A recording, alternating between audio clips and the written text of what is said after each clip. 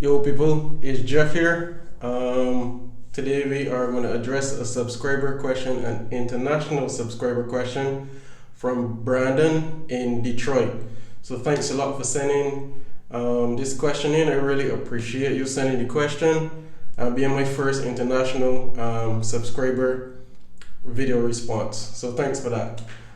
Today we are going to talk about how to become a successful trainer. So he basically saw the setup that I had and some of the progress I made so far, and we just had like a back and forth dialogue for a little bit. So then, we decided to do a video response so that it will help him but also help other people. So yeah, we're gonna just break down some of the things that I have experienced and noticed in order to get where I wanted to get as a fitness professional.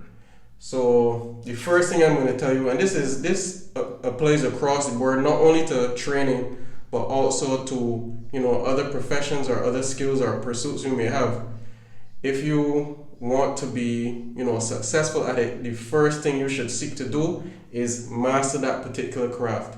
So the first thing I would say, or the first piece of advice I would give you towards becoming a successful personal trainer would be to seek to master your craft, which means to me is becoming good at exercise programming. So I would suggest taking the time to research all the different types of exercise routines and regimes, the different types of programs and mindsets when it comes to training, and then on top of that, experiment with them on your own. I have done a whole host of different exercise programs throughout the year: high volume, high intensity, low volume, circuit training, typical bodybuilder splits, strength, strongman routines, powerlifting routines. I've done them all over the years because I've been training since I was about 12. And in seeking to figure out what worked for me, I tested a wide variety of training programs. So that'd be one of the things I suggest. Really take time to understand the programming aspect of training, and then you'll be able to identify what your clients need and when they need it based on your own experience, and you will have that evidence, that personal evidence of what worked for you and what doesn't work for you.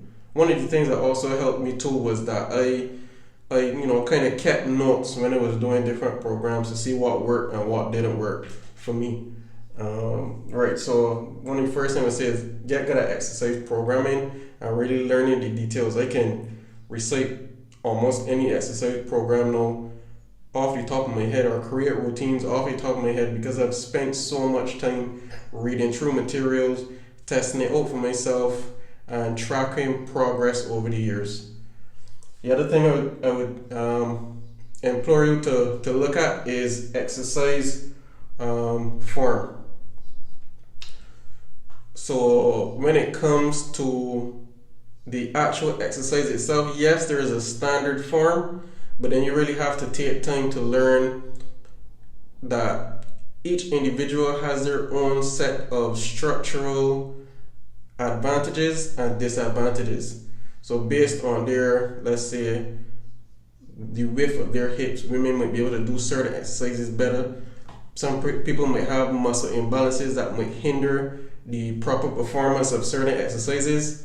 And then, it will also have the flip side where their strong suit may be in a different area, and that will cause different body parts to respond better to training. And you have to figure out a way to get the weaker body parts to still progress at a good enough rate so that you yourself don't cause imbalances in your clients. So yeah, research, study, again, personal experience. The next thing I would say is, focus on a niche. Now I say mastery, and mastery usually applies to, being highly skilled within a specific area. You can top that even more by even honing in on a specific area within the fitness realm.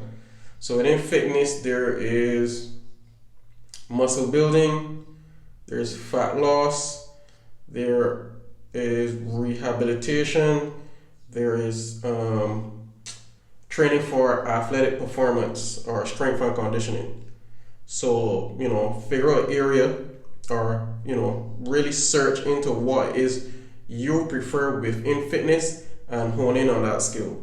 The basics most trainers would need to know, or the highest amount of clientele you will get, would be mostly from the fat loss group, or body recomposition. People seeking to, shed a few extra pounds and fit into their clothes better, feel better, or prepare for a specific event. So the majority of your clientele is going to be in the fat loss group.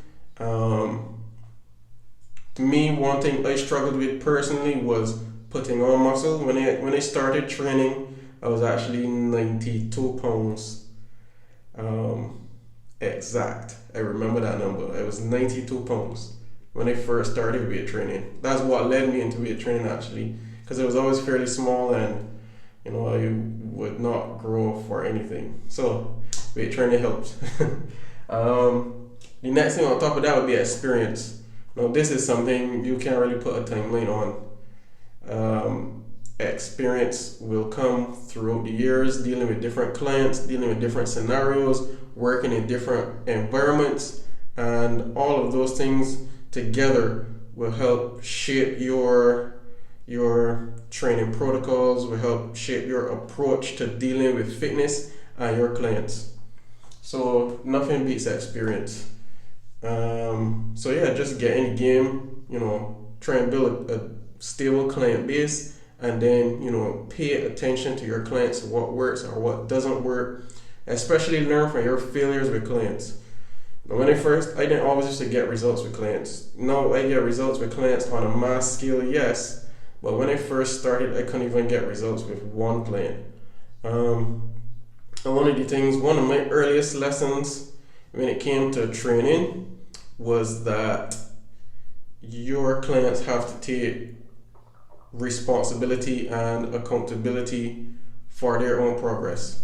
So, I'd be putting in my all in terms of creating all these programs, checking up on them, trying to train them as much as possible. But the reality of the situation is you are with your client. Maybe let's say if you have a client for 3 days a week, one hour each session, you are with your client for 3 hours out of 7 days a week.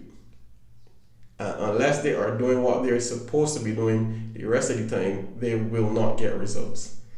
And one of the things I tended to do was take it on myself, as in I am not, delivering a good training service, or I wasn't skilled enough. And to be honest, some clients would feel that way as well, like they're not getting results, so it is your fault. You have to make your clients understand that they have to take responsibility and accountability and be accountable for their actions. So sometimes you have to get a little bit more not harsh, but more realistic with your clients.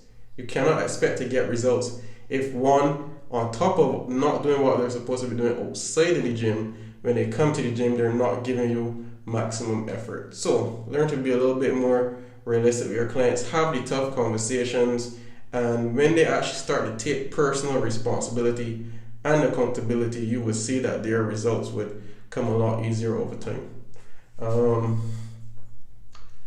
And then knowledge. Even though I've been training since 12, I still read a lot of fitness articles, a lot of fitness videos. If I am trying to figure out something with myself personally training, I go and I look at reputable sources.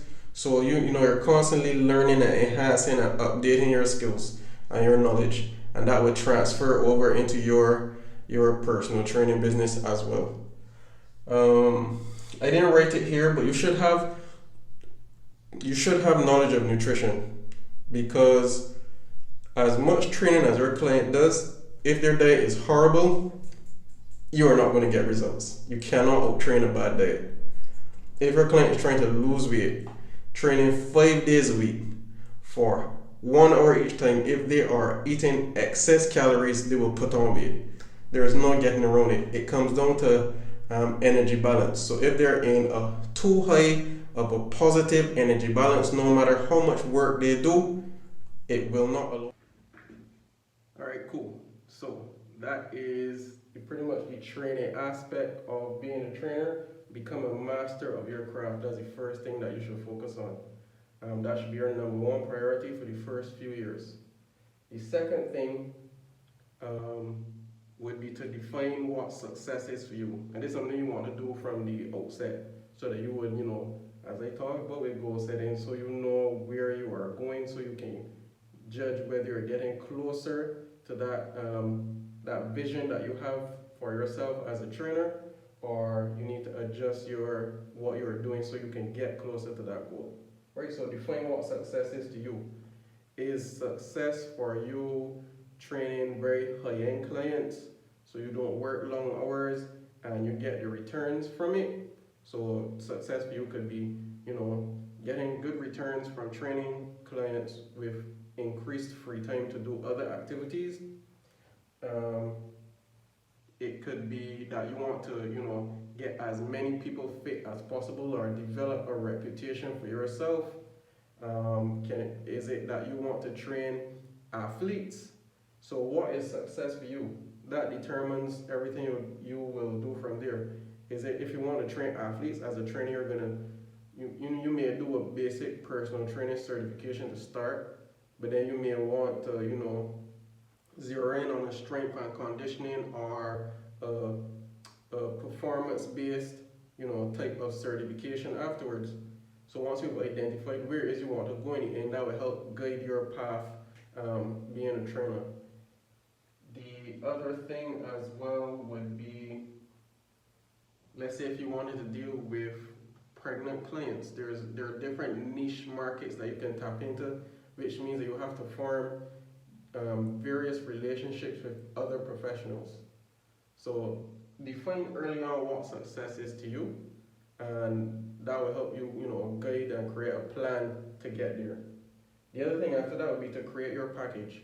So once you define what it is that you want, then you'll be able to create your package. So like for me, my purpose when it comes to training is to change as many people's lives as possible.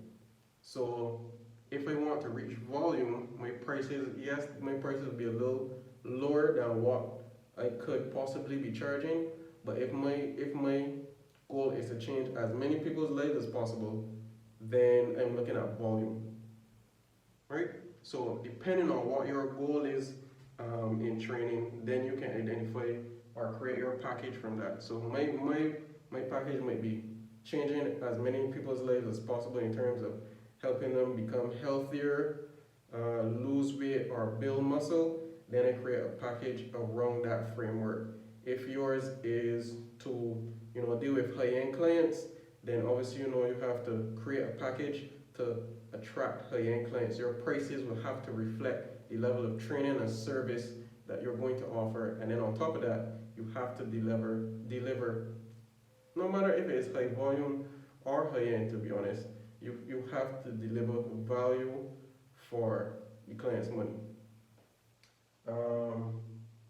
And then, like I said, what is the end goal? Is it that you want to, have a personal training company where you have other trainers do training for you?